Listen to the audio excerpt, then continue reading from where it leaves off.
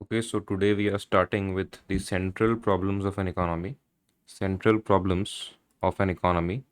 तो इसके पहले वाले क्लास में हम लोगों ने बेसिकली स्टार्ट किया था माइक्रो इकोनॉमिक्स का इंट्रोडक्शन क्या है ना। इंट्रोडक्शन से स्टार्ट किया था, तो उसमें फर्स्ट टॉपिक था व्हाट इज़ एन इकोनॉमी।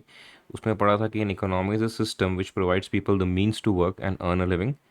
फिर हम लोगों ने देखा था कि vital processes of an economy क्या है, what are the vital processes of an economy. उसमें हम लोगों ने देखा था प्रोडक्शन, कंजम्पशन, इन्वेस्टमेंट या capital formation. So these three are the vital processes of an economy. फिर देखा था कि ये कैसे एक दूसरे से रिलेटेड है, वाइटल प्रोसेसेस कैसे रिलेटेड है एक दूसरे से। फिर हम लोगों ने ये देखा था कि वाई स्टडी इकोनॉमिक्स, इकोनॉमिक्स पढ़ना ज़रूरी ही क्यों है। तो इकोनॉमिक्स पढ़ना ज़रूरी इसलिए था because we need to solve the economic problems. Economic problems क्या है? Economic problem is basically a problem of choice जो अराइज क्यों होता है। Why does economic problem arise? Because of three main reasons. First हो गया unlimited human wants, then scarcity of resources, and because resources have alternative uses. फिर हम लोगों ने देखा था कि ह्यूमन वांट्स कैसे अनलिमिटेड है और प्रायोरिटीज़ में भी कैसे वो डिफरेंट है। Human wants are never ending and also differ in priorities.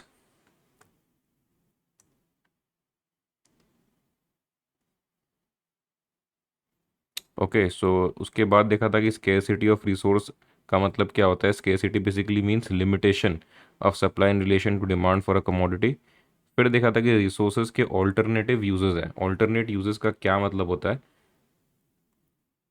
फिर हम लोगों ने देखा था कि मीनिंग ऑफ इकोनॉमिक्स क्या है, इकोनॉमिक्स की लिटरल मीनिंग क्या है, इकोनॉमिक्स का एक्चुअल मतलब क्या है, इकोनॉमिक्स क्या सोशल साइंस है या फिर साइंस है ना। तो उसके बाद हम लोगों ने देखा था कि टू ब्रांचेस ऑफ इकोनॉमिक्स क्या है, मतलब पॉजिटिव एंड नॉर्मेटिव इकोनॉमिक्स क्या है, दोनों के स्टेटमेंट्स में क्या क्या डिफरेंस है और कैसे आइडेंटिफाई कर सकते हैं हम कि कौन सा स्टेटमेंट पॉजिटिव है, कौन सा स्टेटमेंट नॉर्मेटिव है। तो आज हम लोग स्टार्ट कर रहे हैं central problems of an economy क्या है, what are the central problems of an economy. So, rich or poor, developed or underdeveloped, every economy faces three central problems. Three central problems होंगे जो एवरी इकोनॉमी को face करने पड़ेंगे। The first central problem is what to produce, मतलब economy में क्या produce करना चाहिए। Second is how to produce, मतलब कौन सी टेक्निक यूज़ करनी चाहिए प्रोडक्शन करने के लिए। Third is for whom to produce, मतलब किसके लिए प्रोड्यूस कर रहे हैं, हमारा टारगेट ऑडियंस कौन है। ये गुड्स बनाया तो जा रहा है लेकिन बनाया किसके लिए जा रहा है, खरीदेगा कौन इस गुड्स को। सो थ्री सेंट्रल प्रॉब्लम्स कोई भी इकोनॉमी के हैं, what to produce, how to produce and for whom to produce. Okay, so कोई भी इकोनॉमी है,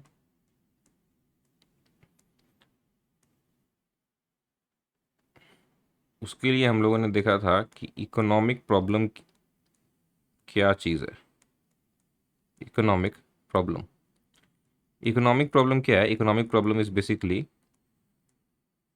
the problem of choice which arises due to,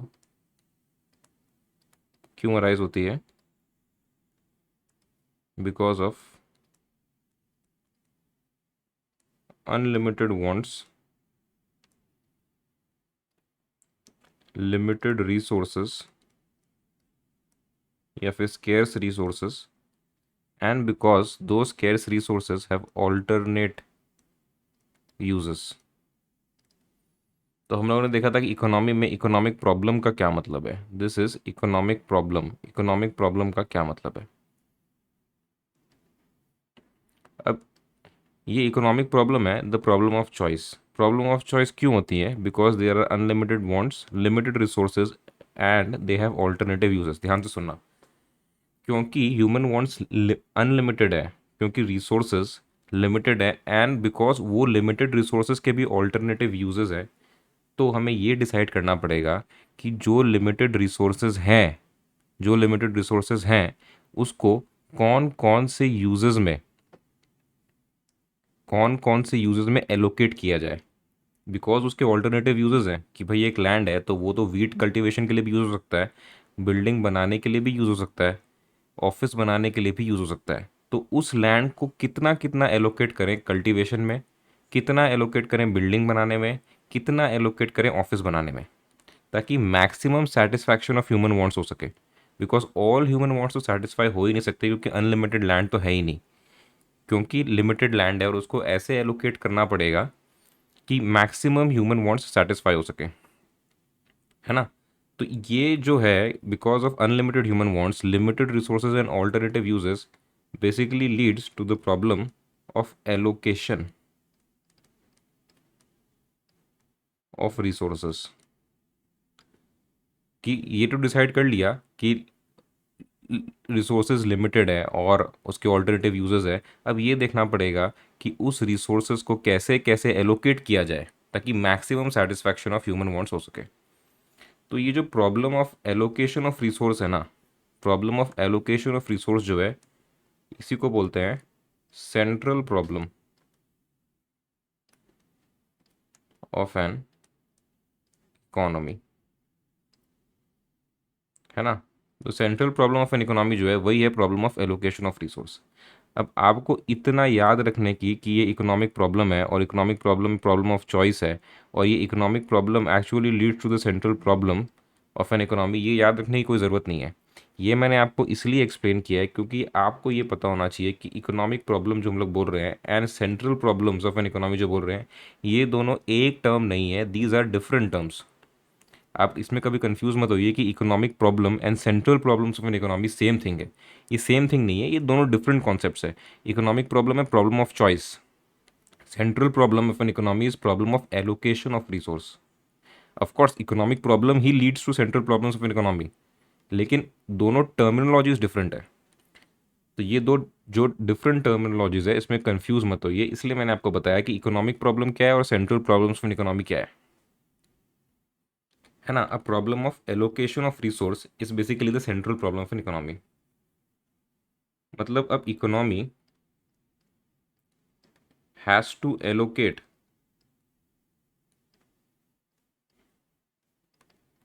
its scarce resource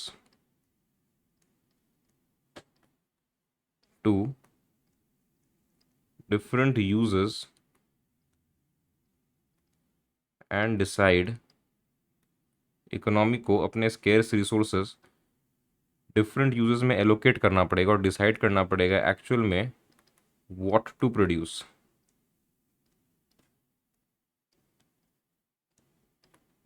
how to produce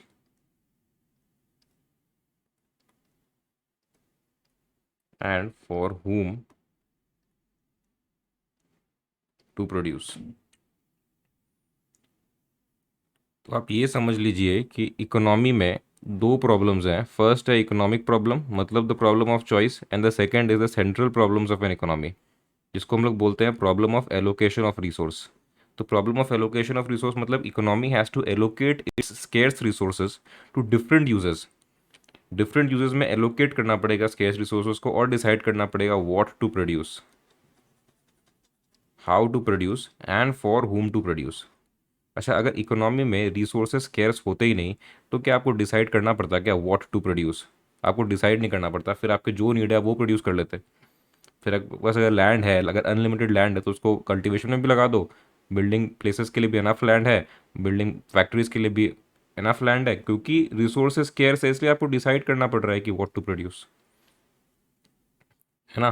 क्योंकि resources square है इसलिए आपको allocate करना पड़ रहा है रिसोर्स को वेरियस यूजेस में, और फिर आपको डिसाइड करना पड़ रहा है कि क्या प्रोड्यूस करें, क्योंकि सब तो प्रोड्यूस कर नहीं सकते। तो क्या प्रोड्यूस करें, कैसे प्रोड्यूस करें, और किसके लिए प्रोड्यूस करें, है ना। ओके तो हम लोगों ने ये देख लिया कि central problem of an economy में तीन चीज़ है।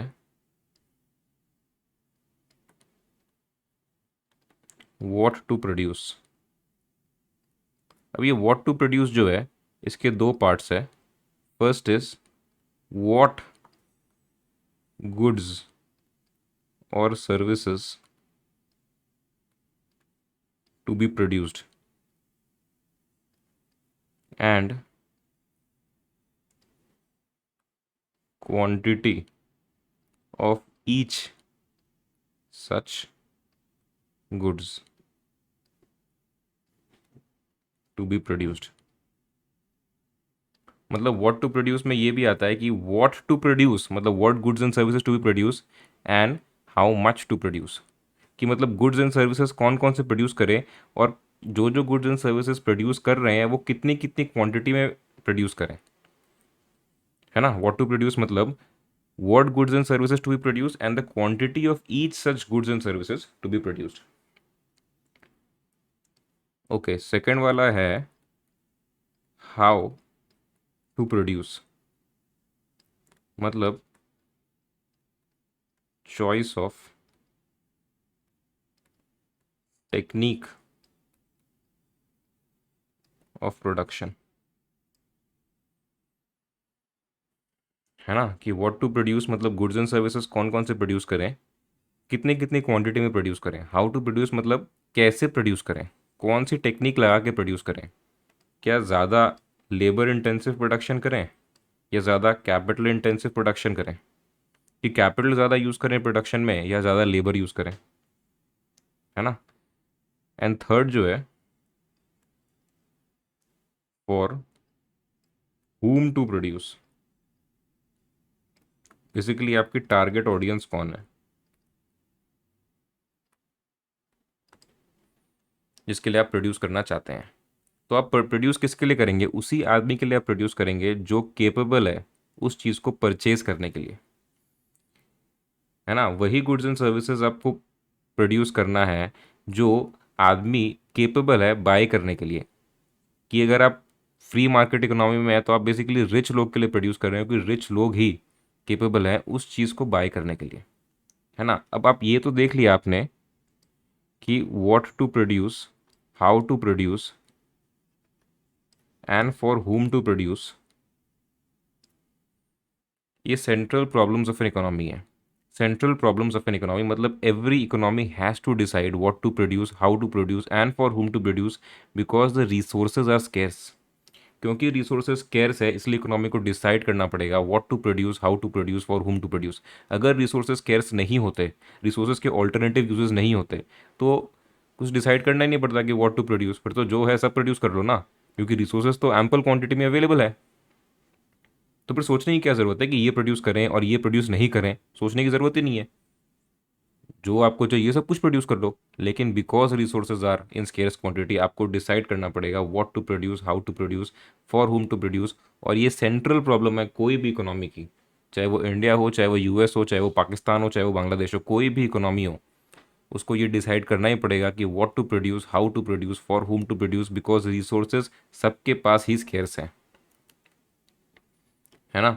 अब ये इकोनॉमी जो है इसमें what to produce, how to produce and for whom to produce का सोल्यूशन क्या होगा। इकोनॉमी डिसाइड कैसे करेगी कि क्या प्रोड्यूस करना चाहिए, कि कैसे प्रोड्यूस करना चाहिए, कि भाई लेबर इंटेंसिव ज़्यादा यूज़ करना चाहिए, कैपिटल इंटेंसिव ज़्यादा यूज़ करना चाहिए, कि टारगेट ऑडियंस जिसके लिए प्रोड्यूस करना है हम लोग को गरीब लोग के लिए ज़्यादा प्रोड्यूस करना चाहिए ताकि उनका वेलफेयर बढ़े, या हमें अमीर लोग के लिए ज़्यादा प्रोड्यूस करना चाहिए ताकि हमारा प्रॉफिट बढ़े, है ना। व्हाट टू प्रोड्यूस में हमें गुड्स कौन कौन सी प्रोड्यूस करनी चाहिए, बहुत लग्जरी टाइप की गुड्स प्रोड्यूस करनी चाहिए जिसमें हमारा बहुत ज़्यादा प्रॉफिट हो, या बेसिक गुड्स जो सबकी रिक्वायरमेंट है वो हमें प्रोड्यूस करना चाहिए।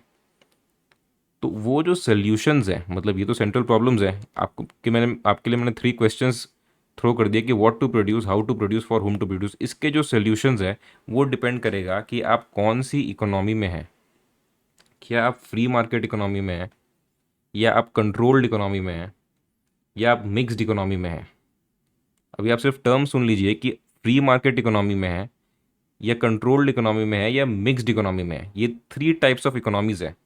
तो आप जिस इकोनॉमी में हैं उस पर डिपेंड करेगा कि आप क्या डिसाइड, कैसे डिसाइड कर रहे हैं कि आप व्हाट टू प्रोड्यूस करेंगे, कैसे प्रोड्यूस करेंगे एंड किसके लिए प्रोड्यूस करेंगे। ये डिपेंड करेगा आप कौन सी इकोनॉमी में है ना।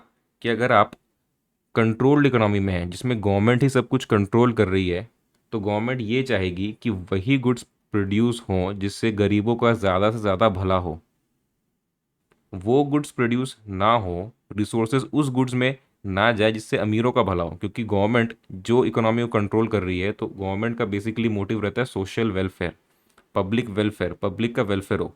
गवर्नमेंट का ये मोटिव नहीं रहता है कि रिच लोगों का वेलफेयर हो, है ना। तो अगर आप कंट्रोल्ड इकोनॉमी में हैं तो व्हाट टू प्रोड्यूस कौन डिसाइड करेगा? गवर्नमेंट डिसाइड करेगी। अगर आप फ्री मार्केट इकोनॉमी में हैं, मतलब गवर्नमेंट का कोई कंट्रोल है ही नहीं, तो ऑफ कोर्स आप खुद डिसाइड कर सकते हैं। प्रोड्यूसर्स जो हैं वो खुद डिसाइड करेंगे कि क्या प्रोड्यूस करना चाहिए, ताकि हमारा प्रॉफिट, मतलब प्रोड्यूसर्स का प्रॉफिट जो है वो मैक्सिमाइज्ड रहे। अब फ्री मार्केट इकोनॉमी में प्रोड्यूसर्स को गवर्नमेंट से कोई मतलब नहीं है, क्योंकि गवर्नमेंट कुछ कंट्रोल कर ही नहीं रही। प्रोड्यूसर्स को पब्लिक वेलफेयर से कोई मतलब नहीं है, क्योंकि पब्लिक वेलफेयर से उन्हें करना क्या है? उन्हें तो अपने प्रॉफिट से मतलब है, अगर आप फ्री मार्केट इकोनॉमी में है तो। ठीक है, तो बेसिकली आपने ये पढ़ लिया कि सेंट्रल प्रॉब्लम्स क्या होती है। Central problems is what to produce, how to produce, for whom to produce. अब ये जो डिसीजन है इस क्वेश्चंस का, वो डिपेंड करता है आप कौन सी इकोनॉमी में है। तो ये समझने के लिए पहले आप ये समझ लीजिए कि थ्री टाइप्स ऑफ इकोनॉमीज होती क्या है। मैंने आपको ऐसे एक बार बोल दिया था, लेकिन फिर भी controlled and centrally planned economy क्या होती है, फ्री मार्केट इकोनॉमी क्या होती है, फ्री इकोनॉमी और market economy, and mixed economy क्या होती है। These are basically the three types of economies. अब मैंने यहाँ पे कंट्रोल्ड इकोनॉमी में रशिया का मैप दिया है, फ्री इकोनॉमी में मैंने यूएसए का मैप दिया है, और मिक्स्ड इकोनॉमी में किसका मैप दिया ये तो आपको पता ही होगा। अब रशिया जो है ये कंट्रोल्ड इकोनॉमी है, यूएसए जो है वो फ्री मार्केट इकोनॉमी है, और इंडिया जो है वो मिक्स्ड इकोनॉमी है। ये आपके बुक में दिया हुआ है। लेकिन अगर आप रियलिटी में देखेंगे तो USA and Russia both are actually mixed economies. In reality बात कर रहा हूँ मैं, बुकिश लैंग्वेज की बात नहीं कर रहा, कि Russia and USA both are mixed economies, है ना। अगर आप कंट्रोल्ड इकोनॉमी की बात करेंगे तो मेरे ख्याल से कंट्रोल्ड इकोनॉमी सिर्फ एक है, जो है नॉर्थ कोरिया, जिसमें सब कुछ गवर्नमेंट डिसाइड करती है। बाकी आप कोई भी इकोनॉमी अगर देखेंगे तो वो फुल्ली कंट्रोल्ड इकोनॉमी नहीं मान सकते, वो मिक्स्ड इकोनॉमी है। आपके बुक में ये विषय ये भी दिया हुआ है कि China is controlled economy, but actually China is a mixed economy. USA भी मिक्स्ड इकोनॉमी है। अगर आप फ्री मार्केट इकोनॉमी या मार्केट इकोनॉमी के बारे में देखेंगे तो एक्चुअल में ये फ्री मार्केट इकोनॉमी या मार्केट इकोनॉमी एग्जिस्ट ही नहीं करती है वर्ल्ड में, कि सब कुछ डिमांड एंड सप्लाई से ही हो रहा है, गवर्नमेंट का कुछ इंटरवेंशन ही नहीं है। ये ऐसी इकोनॉमी जनरली आइडियलिस्टिक इकोनॉमी है और ये एग्जिस्ट नहीं करती। लेकिन फिर भी गवर्नमेंट का जो डेटा और वेरियस ऑर्गेनाइजेशंस का जो डेटा है उस हिसाब से हांगकांग मोस्ट फ्री है इकोनॉमीज में, है ना। और बाकी सब generally most of the economies are mixed economies. अब ये जो मैंने आपको बताया ये आपके जनरल नॉलेज के लिए बताया। बुकिश लैंग्वेज में बुक में यही दिया हुआ है कि USA UK these are free market economies, and Russia China North Korea these are controlled economies, India is a mixed economy. Book में ये दिया हुआ है, एग्जाम में यही छाप के आ जाइएगा, वही ज़्यादा इंपॉर्टेंट है, मार्क्स लाना ज़्यादा इंपॉर्टेंट है ना। तो थ्री टाइप्स ऑफ इकोनॉमीज हम लोग पढ़ने जा रहे हैं। कंट्रोल या सेंट्रली प्लान्ड इकोनॉमी कौन सी है, फ्री मार्केट इकोनॉमी कौन सी है, मिक्स्ड इकोनॉमी कौन सी है। इन दोनों का डिफरेंस देखते हैं कि सेंट्रली प्लान्ड इकोनॉमी में economic activities are controlled by the government. मतलब इकोनॉमिक एक्टिविटीज़ जो भी इकोनॉमी में होगी वो सब गवर्नमेंट कंट्रोल्ड होगी। मतलब सारे डिसीजंस गवर्नमेंट लेगी कि कौन से रिसोर्सेज को कैसे कैसे एलोकेट करें, है ना। सेंट्रल प्रॉब्लम्स सॉल्व करना मतलब रिसोर्सेज का एलोकेशन करना, because central problem is a problem of allocation of resource, है ना। सेंट्रल प्रॉब्लम है क्या? Central problems is the problem of allocation of resource. तो mixed economy, centrally planned economy में the government will decide the allocation of resource, all the economic activities are controlled by the government, all the decisions are taken by the government। इसमें public का कोई role नहीं है, private sector का कोई role नहीं है, प्रोड्यूसर्स का कोई रोल नहीं है। जो गवर्नमेंट ने बोल दिया वही प्रोड्यूस करना पड़ेगा, जैसे गवर्नमेंट ने बोल दिया वैसे ही प्रोड्यूस करना पड़ेगा, और जिसके लिए बोल दिया उसके लिए ही प्रोड्यूस करना पड़ेगा। प्रोड्यूसर्स खुद डिसाइड नहीं कर सकते कि भाई मेरा प्रॉफिट तो इनके लिए ज़्यादा प्रोड्यूस करने में है, मैं मेरा प्रॉफिट तो अमीर लोग के लिए ज़्यादा प्रोड्यूस करने में, मैं गरीब लोग के लिए क्यों प्रोड्यूस करूँ। प्रोड्यूसर ये आर्ग्यूमेंट सेंट्रली प्लान्ड इकोनॉमी में नहीं दे सकता, बिकॉज सेंट्रली प्लान्ड इकोनॉमी में सब कुछ गवर्नमेंट कंट्रोल्ड है, सब गवर्नमेंट डिसाइड करेगी कैसे प्रोड्यूस करना है, किसके लिए प्रोड्यूस करना है और क्या क्या प्रोड्यूस करना है। On the other hand, on the opposite side, market economy और फ्री मार्केट इकोनॉमी में economic activities are controlled by the market forces. अब ये मार्केट फोर्सेस क्या होती है? Market forces are basically demand and supply. ये आप आगे चैप्टर्स में पढ़ेंगे कि डिमांड क्या होती है, सप्लाई क्या होती है। बट बेसिकली अगर आपको थोड़ा सा भी नॉलेज हो कि डिमांड मतलब क्या, कोई चीज़ जो ज़्यादा डिमांड में है, मतलब ज़्यादा ज़रूरत है लोगों को उसकी, है ना। तो economic activities are control by the market forces of demand and supply, मतलब जिस चीज़ की ज़्यादा डिमांड है वही चीज़ प्रोड्यूस करेंगे, क्योंकि फिर वो ज़्यादा बिकेगी।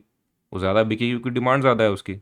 डिमांड ज़्यादा है, वो ज़्यादा बिकेगी, हमारा प्रॉफिट भी ज़्यादा होगा, है ना। वो चीज़ कौन प्रोड्यूस करना चाहेगा जिसकी मार्केट में डिमांड ही नहीं है ना। अगर आपको दो गुड्स दिया जाए कि आप दो गुड्स प्रोड्यूस करिए, एक आप रोबोट प्रोड्यूस करिए, दूसरा पेन्स प्रोड्यूस करिए, तो आप क्या प्रोड्यूस करना ज़्यादा पसंद करेंगे, रोबोट्स या पेन्स? अगर मैं आपको बता दूं कि रोबोट्स की मार्केट में कोई डिमांड ही नहीं है, आप घर में रोबोट तो रखेंगे नहीं काम करने के लिए अभी। ऑफ कोर्स फ्यूचर में कुछ भी हो सकता है, लेकिन अभी की बात कर रहा हूँ कि आदमी पेन तो सब यूज़ करते हैं, लेकिन रोबोट तो सब यूज़ नहीं करेंगे। तो आप क्या प्रोड्यूस करना चाहेंगे, पेन या रोबोट? आप प्रोड्यूस करना चाहेंगे पेन्स, क्योंकि पेन की डिमांड ज़्यादा है ना।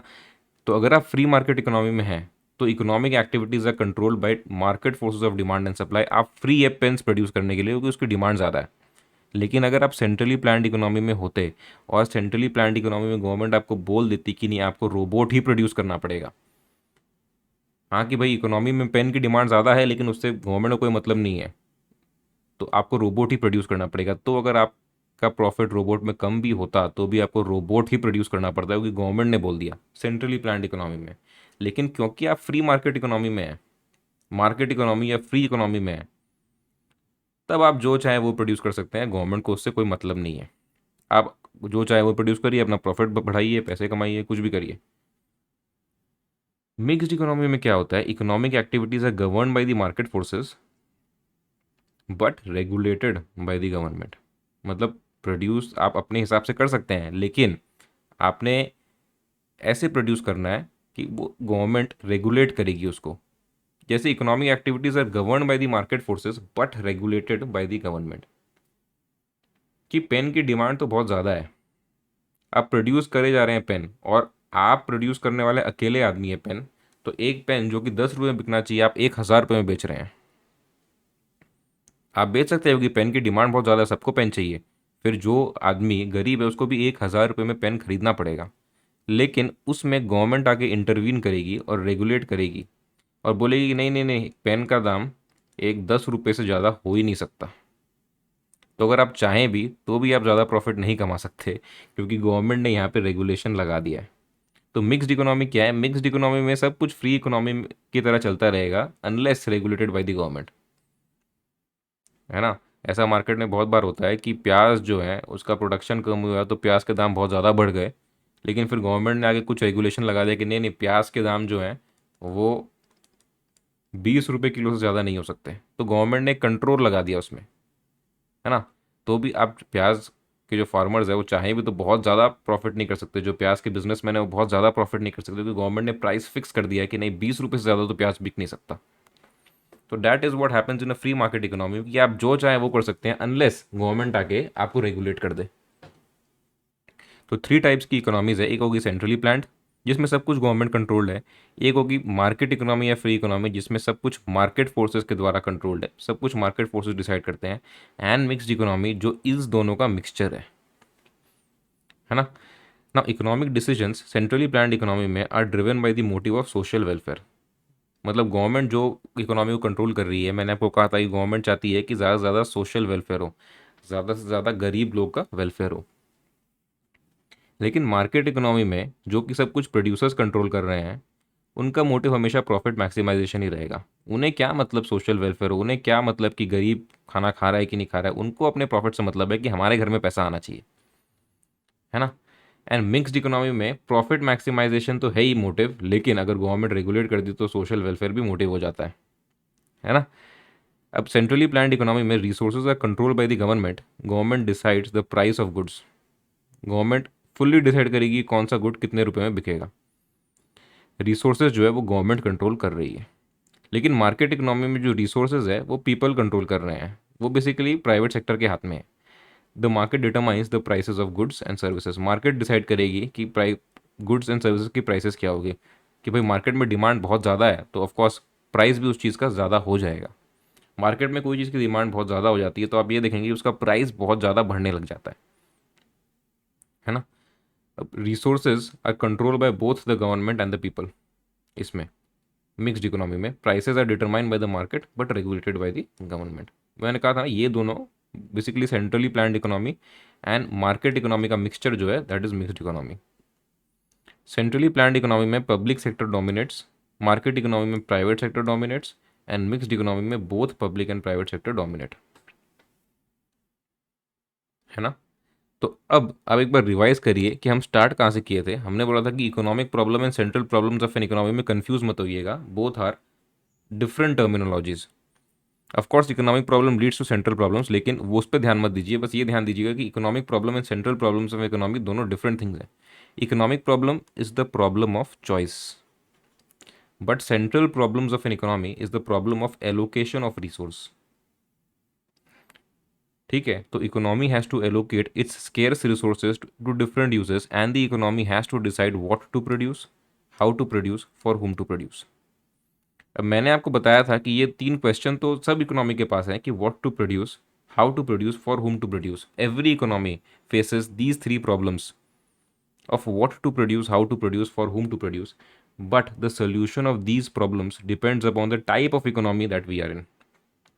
कि what to produce का जो डिसीजन होगा वो डिपेंड करेगा कि आप कौन सी इकोनॉमी में हैं। क्या आप कंट्रोल्ड इकोनॉमी में हैं तो ऑफकोर्स गवर्नमेंट डिसाइड करेगी। कि अगर आप मिक्स्ड इकोनॉमी में हैं तो आप खुद डिसाइड कर सकते हैं, गवर्नमेंट रेगुलेट करेगी। कि अगर आप फ्री मार्केट इकोनॉमी में हैं तो आप खुद डिसाइड कर सकते हैं कि क्या प्रोड्यूस करना चाहिए। ठीक है, solution to central problems in different economies जो मैं आपको बता रहा था कि मार्केट इकोनॉमी में अगर आप हैं, अगर आप मार्केट इकोनॉमी में हैं मतलब फ्री इकोनॉमी, मार्केट मतलब फ्री इकोनॉमी में है, then producers are free to decide what, how and for whom to produce. Producers जो है मतलब जो प्राइवेट सेक्टर है, जो बिजनेस करने के लिए बैठे हैं, वो डिसाइड करेंगे कि what to produce, how to produce, for whom to produce. अब what to produce, producers will choose to produce those goods the prices of which are relatively high so that their profits are maximized। वो goods produce करना चाहेंगे जो बेच के ज़्यादा से ज़्यादा प्रॉफिट कमा सकते हैं। क्या वो गुड्स बेचना चाहेंगे जिसको बेच के प्रॉफिट कम हो लेकिन पब्लिक वेलफेयर ज़्यादा हो? ऐसा कोई नहीं चाहेगा। सब प्रोड्यूसर्स वही गुड्स प्रोड्यूस करना चाहेंगे जिसके प्राइसेस हाई हो, जिसमें प्रॉफिट ज़्यादा मिले। पब्लिक वेलफेयर से किसको मतलब नहीं है, स्पेशली मार्केट इकोनॉमी में। How to produce, they will adopt a technique the cost of which is the lowest।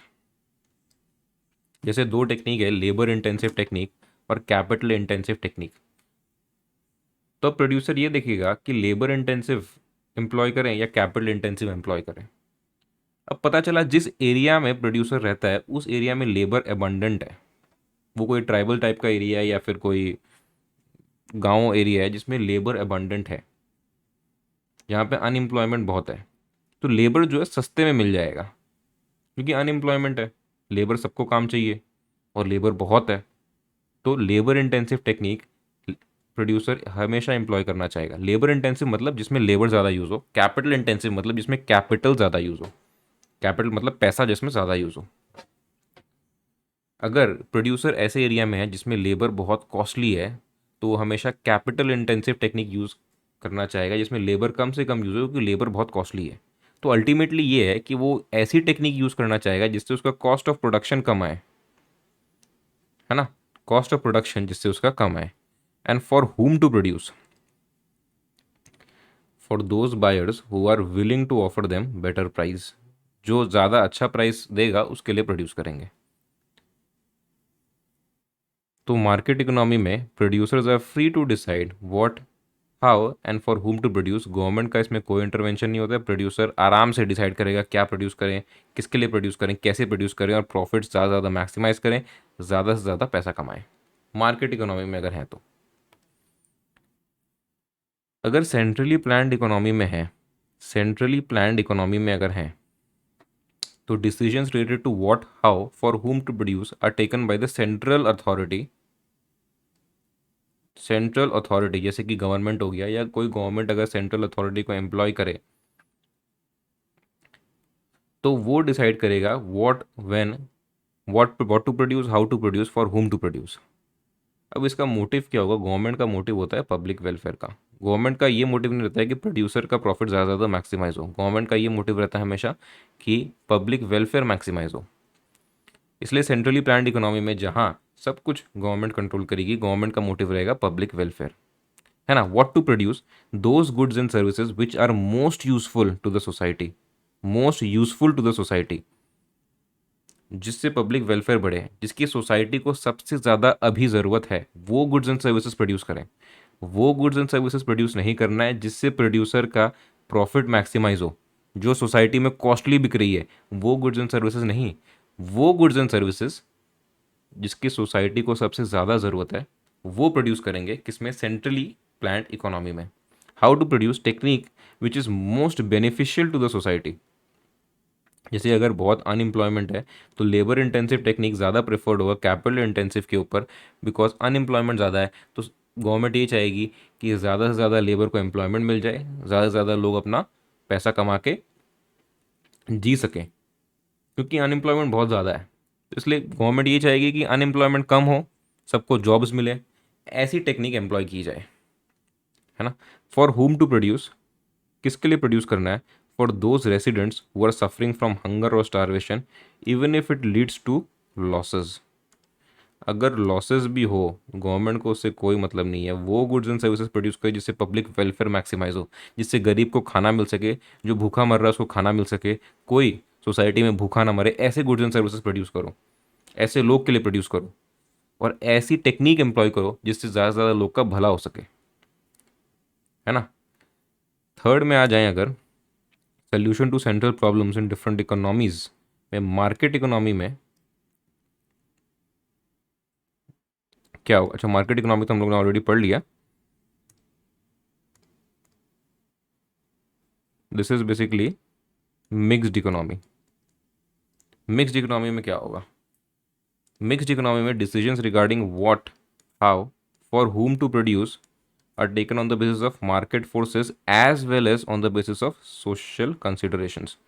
इससे कंफ्यूज मत होइएगा, दिस इज मिक्स्ड इकोनॉमी पढ़ रहे हैं हम लोग।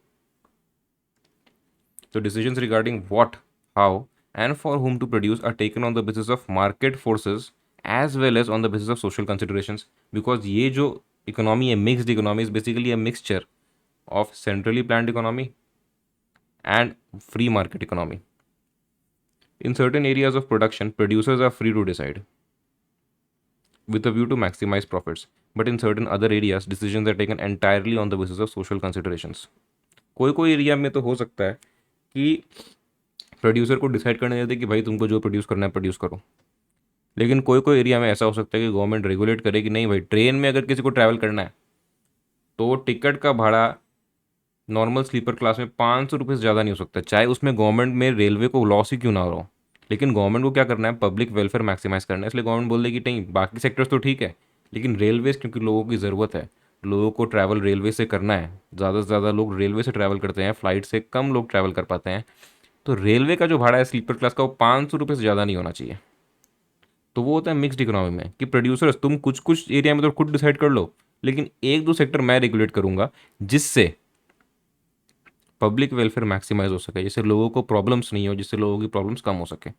तो थ्री टाइप्स ऑफ इकोनॉमीज में, मार्केट इकोनॉमी जिसमें प्रोड्यूसर जो है वो गुड्स एंड सर्विसेज प्रोड्यूस करेगा जो लोग मार्केट में खरीदे, ज़्यादा पैसा पे करें, ज़्यादा वो पैसा कमाए और ज़्यादा से ज़्यादा पैसा वाला हो सके, है ना। मार्केट इकोनॉमी में तो ये होता है producers are free to decide कि what, how and for whom to produce. तो वो गुड्स एंड सर्विसेज जो अच्छे दाम पे बिके, जो खरीदने वाले लोग हो, जो पैसा ज़्यादा पे करें, ज़्यादा पैसा आए और ज़्यादा पैसे वाला बने। सेंट्रली प्लान्ड इकोनॉमी में जो गवर्नमेंट है वो सब कुछ कंट्रोल कर रही है, गवर्नमेंट इज कंट्रोलिंग एवरीथिंग। सब कुछ गवर्नमेंट के कंट्रोल में है, क्या प्रोड्यूस करना है, कैसे प्रोड्यूस करना है, किसके लिए प्रोड्यूस करना है, सब गवर्नमेंट के कंट्रोल में है। On the other hand, mixed economy में क्या होता है? कंट्रोल करके चलना पड़ता है कि प्रॉफिट भी कंट्रोल करो, पब्लिक वेलफेयर भी कंट्रोल करो, दोनों को कंट्रोल करके बैलेंस करके चलते रहो। This is central problems of an economy. Central problems of an economy हम लोग ने ये पढ़ लिया था कि what to produce, how to produce, for whom to produce, central problems हैं। डिफरेंट टाइप्स ऑफ इकोनॉमीज में सेंट्रल प्रॉब्लम्स कैसे कैसे सॉल्व होते हैं और डिफरेंटली सॉल्व होते हैं। तो सेंट्रल प्रॉब्लम्स कैसे सॉल्व किया जाए वो डिपेंड करता है कि आप कौन सी इकोनॉमी में है ना। जो नेक्स्ट कॉन्सेप्ट है वो है concept of opportunity cost. Concept of opportunity cost जो कि बहुत ही इंपॉर्टेंट कॉन्सेप्ट है, concept of opportunity cost. Okay, so opportunity cost का क्या मतलब होता है, what is the meaning of opportunity cost?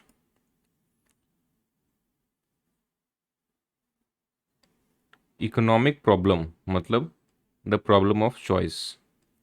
The choice we make involves giving up of something. Choice मतलब कुछ पाने के लिए कुछ खोना पड़ेगा, दैट इज चॉइस ना, कि दो चीज़ में से एक को चूज करेंगे तो एक चीज़ को खोना पड़ेगा।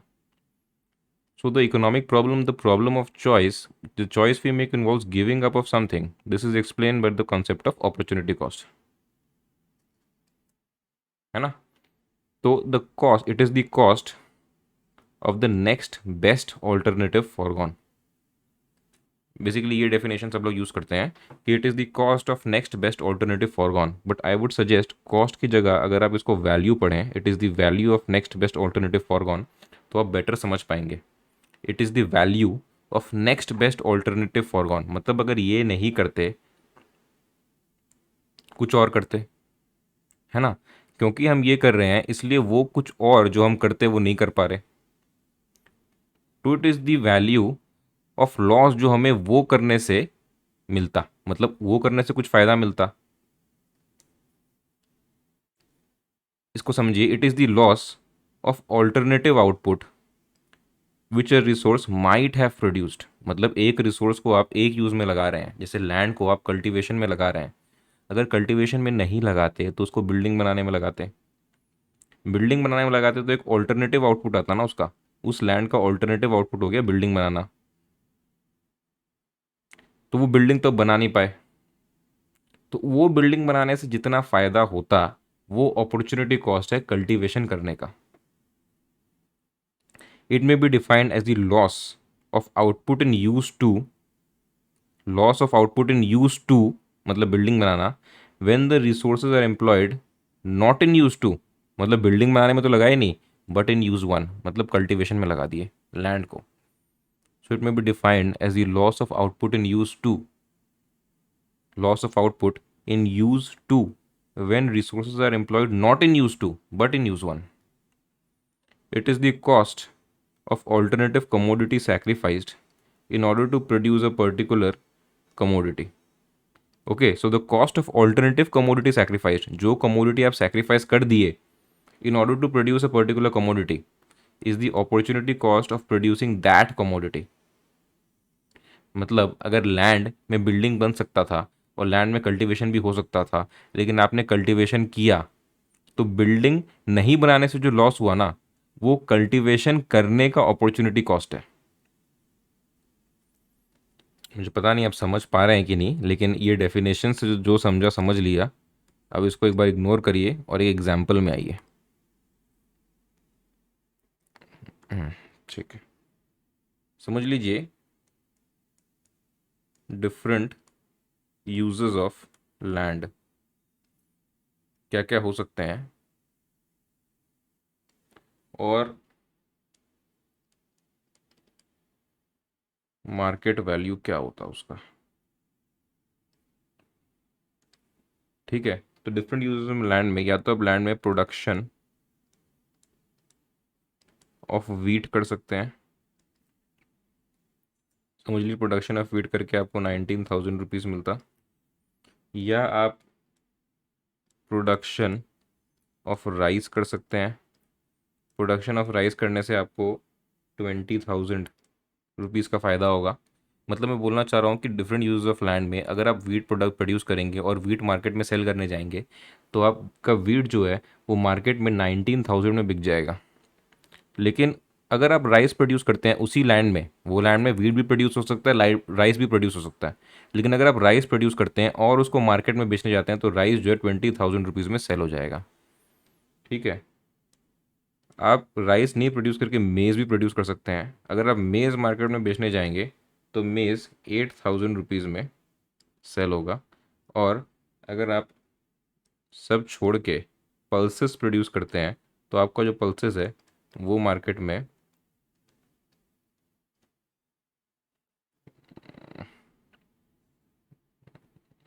Just give me a second, वो मार्केट में 17,000 रुपीज़ में सेल होगा। तो आपके पास लैंड है, लैंड के आपके पास चार यूजेस है, या तो आप वीट प्रोड्यूस कर लीजिए, या आप राइस प्रोड्यूस कर लीजिए, या आप मेज़ कर लीजिए, या आप पल्सेस प्रोड्यूस कर लीजिए। तो आपके जितना बुद्धिमान व्यक्ति जो होगा वो क्या प्रोड्यूस करेगा? वीट प्रोड्यूस करेगा, राइस, मेज़ या पल्सेस? आप हमेशा राइस प्रोड्यूस करना चाहेंगे क्योंकि लैंड सेम है, सब कुछ सेम है। अगर आप बेचने जाएंगे तो आप यही प्रोड्यूस करना चाहेंगे तो ज़्यादा रुपए में बिक जाए मार्केट में। तो आप बेस्ट ऑल्टरनेटिव चूज करेंगे which is rice. You will choose the best alternative which is rice. What is the next best alternative? अगर आप राइस चूज नहीं करते तो आप क्या चूज करते? आप वीट चूज करते, है ना? मतलब you chose the best alternative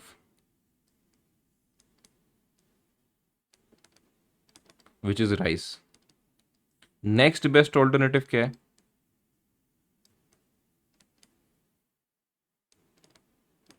wheat.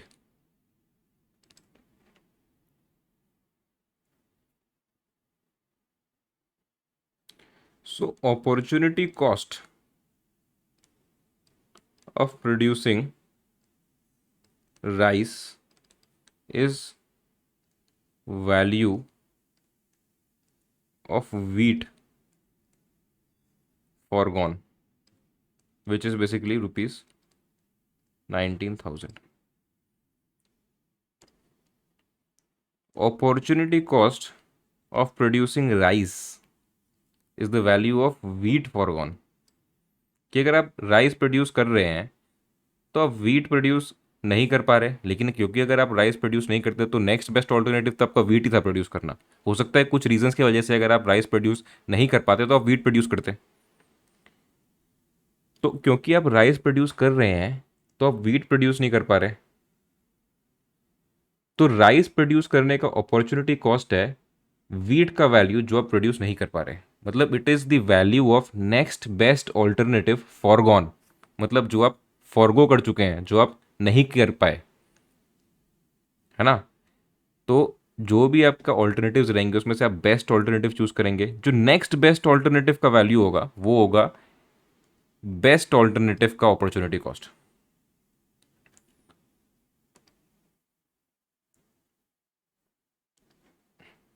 The cost of alternative commodity sacrificed, मतलब वीट सैक्रिफाइस करना पड़ा आपको राइस प्रोड्यूस करने के लिए, in order to produce a particular commodity, मतलब rice, is the opportunity cost of producing that commodity, मतलब rice, है ना? The cost of alternative commodity sacrifice, मतलब वीट आपको सैक्रिफाइस करना पड़ा, ऑल्टरनेटिव कमोडिटी जो आप वीट था आपको सैक्रिफाइस करना पड़ा। क्यों? क्योंकि आपको राइस प्रोड्यूस करना था। तो वीट जो आपको सैक्रिफाइस करना पड़ा वो अपॉर्चुनिटी कॉस्ट है राइस प्रोड्यूस करने का। It is the cost of, या फिर value of next best alternative foregone. मतलब वीट जो कि 19,000 देता मेरे को, वो अपॉर्चुनिटी कॉस्ट बनेगा राइस प्रोड्यूस करने का। नेक्स्ट बेस्ट ऑल्टरनेटिव क्या था? वीट। उसका वैल्यू कितना मिलता? 19,000।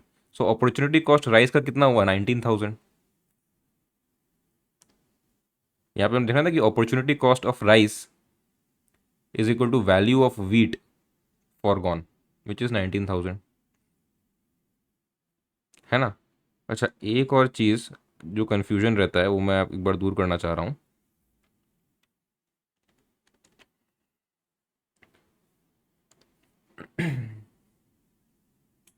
समझ लीजिए आप राइस प्रोड्यूस कर रहे हैं, आप राइस प्रोड्यूस करेंगे ना, क्योंकि वीट तो आप प्रोड्यूस करेंगे नहीं, क्योंकि आपको बेस्ट ऑल्टरनेटिव प्रोड्यूस करना है। और अपॉर्चुनिटी कॉस्ट है नेक्स्ट बेस्ट ऑल्टरनेटिव, फॉरगॉन का वैल्यू। तो आप प्रोड्यूस तो राइस ही करेंगे, आप वीट प्रोड्यूस नहीं करेंगे। राइस 20,000 में बिक रहा है, वीट 19,000 में बिक रहा है, आप प्रोड्यूस करेंगे राइस।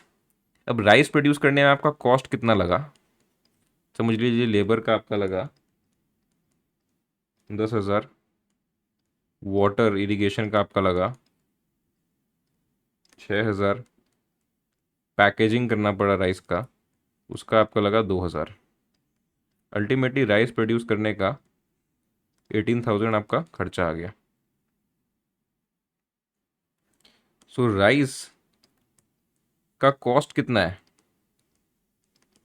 राइस प्रोड्यूस करने का कॉस्ट कितना है? याद रखिए मैं पूछ क्या रहा हूँ कि राइस है, आप राइस प्रोड्यूस करने जा रहे हैं, प्रोड्यूस करने में आपका कुछ ना कुछ खर्चा लगेगा ना।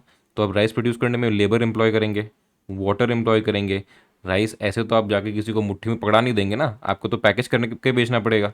तो आप राइस का लेबर का कॉस्ट, वाटर का कॉस्ट, पैकेजिंग का कॉस्ट, टोटल राइस का कॉस्ट 18,000 आ रहा है। आप मार्केट में 20,000 में बेच रहे हैं उसको, तो 2,000 आप प्रॉफिट लेके अपनी जेब में डाल रहे हैं।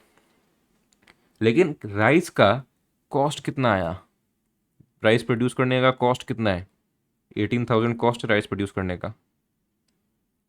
लेकिन राइस प्रोड्यूस करने का अपॉर्चुनिटी कॉस्ट कितना है, राइस प्रोड्यूस करने का अपॉर्चुनिटी कॉस्ट कितना है? It is the value of wheat foregone which is ₹19,000। अब ये इस चीज़ में कभी कंफ्यूज मत होइएगा कि कोई चीज़ का कॉस्ट क्या है और उसका अपॉर्चुनिटी कॉस्ट क्या है, क्या ये दोनों सेम है? क्या सेम नहीं है, दोनों डिफरेंट है। कॉस्ट हो गया उस चीज़ को प्रोड्यूस करने में कितना खर्चा लगा, अपॉर्चुनिटी कॉस्ट हो गया कि नेक्स्ट बेस्ट ऑल्टरनेटिव का वैल्यू जो प्रोड्यूस नहीं कर पाए। जैसे राइस प्रोड्यूस कर रहे हैं तो opportunity cost of producing rice, opportunity cost of producing rice, and this is cost of producing rice. तो कॉस्ट ऑफ प्रोड्यूसिंग राइस तो 18,000 ही है, क्योंकि इसमें ये सब इनपुट्स लगे, इतना इतना खर्चा लगा। लेकिन opportunity cost of producing rice is the value of wheat foregone, जो वीट आप प्रोड्यूस नहीं कर पाए। It is the value of wheat forgone which is ₹19,000। I hope आपको समझ में आ गया कि अपॉर्चुनिटी कॉस्ट का मतलब क्या है। दूसरे एग्जाम्पल में आते हैं।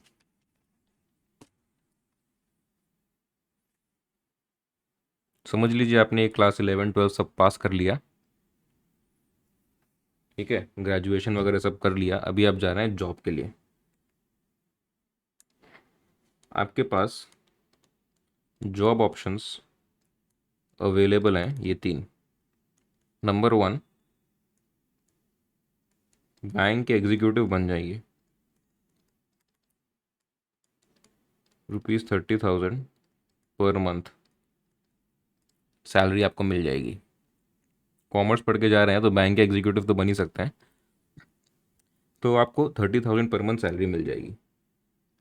ऑन दी अदर हैंड आपके पास एक और ऑप्शन है कि आप जिस स्कूल में पढ़े हैं वो स्कूल वाला ही आपको बोल रहा है कि हमारे यहाँ टीचर बन जाओ, क्योंकि आप पढ़ाई में अच्छे थे, आप अपने दोस्तों को भी अच्छे से पढ़ा लेते थे। तो अब स्कूल वाला ये सोच रहा है कि हमारे स्कूल में ये रह जाए, टीचर बन जाए, हम इस बच्चे को 25,000 पर मंथ सैलरी भी दे देंगे। तो अब आपके पास दो ऑप्शन है, या तो आप बैंक एग्जीक्यूटिव बन के जॉब कर लीजिए 30,000 पर महीने में, या आप स्कूल जिसमें आप पढ़े थे उसी में आप टीचर बन जाइए 25,000 पर मंथ में। या आपके पास थर्ड ऑप्शन है कि आप एक शॉप है, उसको एक अकाउंटेंट मैनेजर ये सब की ज़रूरत है, तो आप वहाँ पे मैनेजर बन जाइए, वो आपको 60,000 पर मंथ दे रहा है। अब आपके पास तीन ऑप्शन आ गए, या तो आप बैंक में मैनेजर बन जाइए, या आप स्कूल टीचर बन जाइए, या आप शॉप में मैनेजर बन जाइए। आप चूज़ क्या करेंगे? अगर आप लॉजिकली सोचेंगे और आपको पैसा ही चाहिए तो आप हमेशा ऑप्शन 3 यूज़ करेंगे, हमेशा ऑप्शन 3 चूज़ करेंगे। क्यों? क्योंकि it is the best alternative. Option 3 आप इसलिए चूज करेंगे because it is the best alternative. अब अपॉर्चुनिटी कॉस्ट क्या हुआ? I repeat, what is the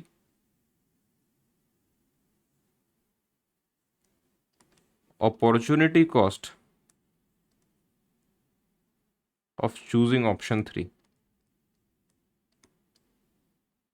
It is the next best alternative foregone, which is option 1, which is rupees 30,000 per month. So what is the opportunity cost? Opportunity cost क्या है? What is the opportunity cost of choosing option 3? What is the opportunity cost of being a shop manager for 60,000 per month? It is rupees 30,000 per month. मतलब it is the value of next best alternative which you have foregone. 30,000 per month. School teacher बनना क्या opportunity cost होगा क्या shop manager बनने का? नहीं होगा, because it is not next best alternative. Next best alternative नहीं है वो। नेक्स्ट बेस्ट ऑल्टरनेटिव है बैंक एग्जीक्यूटिव बनना, जो कि आपको 30,000 दे रहा है। अगर बैंक एग्जीक्यूटिव बनने में आपको 10,000 रुपये मिल रहे होते, अगर बैंक एग्जीक्यूटिव बनने में आपको 10,000 रुपये मिल रहे होते, आप शॉप मैनेजर ही बनते। लेकिन फिर आपका अपॉर्चुनिटी कॉस्ट क्या होता शॉप मैनेजर बनने का? It would have been school teacher for 25,000 per month, because if the bank executive job is offered to you at 15,000 per month and not 30,000 per month, then the opportunity cost of choosing option 3, मतलब opportunity cost of being a shop manager would have been being a school teacher, being a school teacher for 25,000 per month. I hope आपको ये समझ में आ गया कि concept of opportunity cost है क्या। Okay, तो बेसिकली हम लोगों ने अब तक क्या देख लिया कि because there are unlimited wants and limited resources.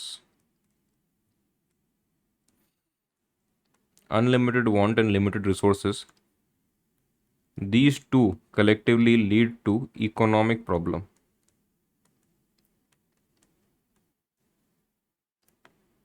which is the problem of choice. Now choice always involves giving up something, है ना? Choice always involves giving up something. जब कुछ पाने के लिए कुछ खोना पड़े, जब कुछ पाने के लिए कुछ खोना पड़े, तो उसमें आ जाता है concept of opportunity cost. Opportunities cost क्या है? उस चीज़ का वैल्यू जो हमने खो दिया है। It is the cost of next best alternative foregone, जो छोड़ना पड़ा यहाँ आने के लिए, दैट इज अपॉर्चुनिटी कॉस्ट। मतलब it is the cost of next best alternative foregone. ठीक है, तो बेसिकली आज आपने स्टार्ट कहाँ से किया था? Today we started from what are the central problems of an economy. ये देखा था कि रिच हो, पुअर हो, डेवलप्ड हो, अनडेवलप्ड हो, अंडर डेवलप्ड हो, इंडिया हो, चाइना हो, यूएसए हो या पाकिस्तान भी हो, every economy has to face 3 central problems: what to produce, how to produce, for whom to produce. Economy में 2 चीज़ होते हैं, एक इकोनॉमिक प्रॉब्लम मतलब द प्रॉब्लम ऑफ चॉइस, और एक central problems of an economy मतलब problem of allocation of resource. Resource को कैसे एलोकेट किया जाए डिफरेंट यूजर्स में, उसके लिए आपको डिसाइड करना पड़ेगा what to produce, how to produce, for whom to produce. What to produce में 2 चीज़ है कि what goods and services to be produced, what goods and services to be produced, and what quantity of each such goods to be produced. What goods and services to be produced and what quantity of such goods and services to be produced. How to produce में it involves the choice of technique of production. Technique of production कौन सी use होगी वो decide करते हैं हम how to produce में। And for whom to produce मतलब टारगेट ऑडियंस कौन है जिसके लिए आप प्रोड्यूस कर रहे हैं।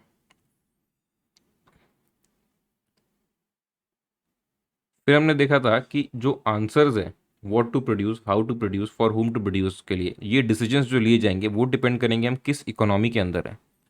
क्या हम कंट्रोल्ड इकोनॉमी के अंदर हैं, या हम फ्री इकोनॉमी के अंदर हैं, या हम मिक्स्ड इकोनॉमी के अंदर हैं। कंट्रोल इकोनॉमी मतलब centrally planned economy, market economy और free economy and mixed economy में क्या डिफरेंस होते हैं हमने वो भी देख लिया था। उसके बाद हमने देखा था कि जो सेंट्रल प्रॉब्लम्स है उसका सोल्यूशन डिफरेंट इकोनॉमीज में क्या होगा। मार्केट इकोनॉमी में कौन डिसाइड करेगा, प्रोड्यूसर्स डिसाइड करेंगे। सेंट्रली प्लान्ड इकोनॉमी में सब कुछ गवर्नमेंट डिसाइड करेगा, सब कुछ गवर्नमेंट के कंट्रोल में रहेगा। और मिक्स्ड इकोनॉमी में सब बैलेंस करके चलना है कि पैसा भी कमाना है और गवर्नमेंट की बात भी माननी है, पब्लिक वेलफेयर भी करना है, तो बैलेंस करके चलना है मिक्स्ड इकोनॉमी में। उसके बाद हमने पढ़ा था कि कॉन्सेप्ट ऑफ अपॉर्चुनिटी कॉस्ट क्या है। What is opportunity cost? It is the cost और the value of next best alternative for one. मतलब it may be defined as the loss of output in use two, loss of output in use two when the resources are employed not in use two. Use two में जो loss of output होगा तब जब resources use two में तो employ हुए नहीं है, यूज वन में एम्प्लॉय हुए हैं। फिर हमने एग्जाम्पल देखा था, जैसे अगर आप लैंड है उसको वीट, राइस, मेज, पल्सेस में यूज़ के लिए लगा सकते हैं, तो आप किसके लिए लगाना चाहेंगे जिसका मार्केट वैल्यू सबसे हाईएस्ट है। मतलब आप राइस में लगा देंगे जिसमें आपको 20,000 रुपीज़ मिलेंगे, आप उसको राइस में लगा देंगे। तो आप बेस्ट ऑल्टरनेटिव चूज़ करेंगे जो कि राइस है। तो राइस को चूज़ करने का अपॉर्चुनिटी कॉस्ट क्या होगा? It is the cost of next best alternative for one, मतलब द वैल्यू ऑफ वीट जो कि 19,000 है। फिर मैंने आपको ये बताया था कि आप कंफ्यूज मत होइएगा कॉस्ट और अपॉर्चुनिटी कॉस्ट में। कॉस्ट डिफरेंट थिंग है, अपॉर्चुनिटी कॉस्ट डिफरेंट थिंग है। कि राइस को प्रोड्यूस करने का हो सकता है लेबर, वाटर और पैकेजिंग मिला के कॉस्ट 18,000 रुपये आए, लेकिन राइस को प्रोड्यूस करने का अपॉर्चुनिटी कॉस्ट होगा value of wheat forgone which is 19,000। फिर हमने एक और एग्जाम्पल लेके ये देखा था कि अगर आपके पास डिफरेंट जॉब ऑप्शंस अवेलेबल हैं तो आप उसमें अपॉर्चुनिटी कॉस्ट क्या होगा? It is the cost of next best alternative foregone. मतलब अगर आप बेस्ट जॉब ऑप्शन चूज़ करते हैं जो कि है कि आप शॉप में मैनेजर बन जाए, तो next best alternative bank executive या स्कूल टीचर में से जो होगा वो चूज़ कर लेंगे। नेक्स्ट बेस्ट ऑल्टरनेटिव जो आप चूज़ करेंगे वो होगा आपका अपॉर्चुनिटी कॉस्ट शॉप मैनेजर बनने का। फिर हमने एक पढ़ा था कि अपॉर्चुनिटी कॉस्ट अराइज ही क्यों हुआ, बिकॉज इकोनॉमिक सब कुछ रिसोर्सेज जो है वो लिमिटेड है एंड वांट्स अनलिमिटेड है। सारे प्रॉब्लम्स यहीं से अराइज होते हैं, चाहे वो सेंट्रल प्रॉब्लम हो, चाहे वो इकोनॉमिक प्रॉब्लम हो, चाहे अपॉर्चुनिटी कॉस्ट का कंसेप्ट हो, वो अराइज इसीलिए होता है क्योंकि wants unlimited and resources limited है। तो प्रॉब्लम ऑफ चॉइस अराइज हो जाती है जो कि इकोनॉमिक प्रॉब्लम होती है। चॉइस मतलब कुछ तो देना पड़ेगा, कुछ खोना पड़ेगा, जो हम खो रहे हैं उसी का वैल्यू होता है अपॉर्चुनिटी कॉस्ट, है ना। अब नेक्स्ट क्लास में will start with production possibility curve, जिसको हम लोग पीपीएफ बोलते हैं, प्रोडक्शन पॉसिबिलिटी फंडे भी बोलते हैं, ट्रांसफॉर्मेशन कर्व भी बोलते हैं, प्रोडक्शन पॉसिबिलिटी कर्व भी बोलते हैं। तो वो क्या है, that will start in the next class.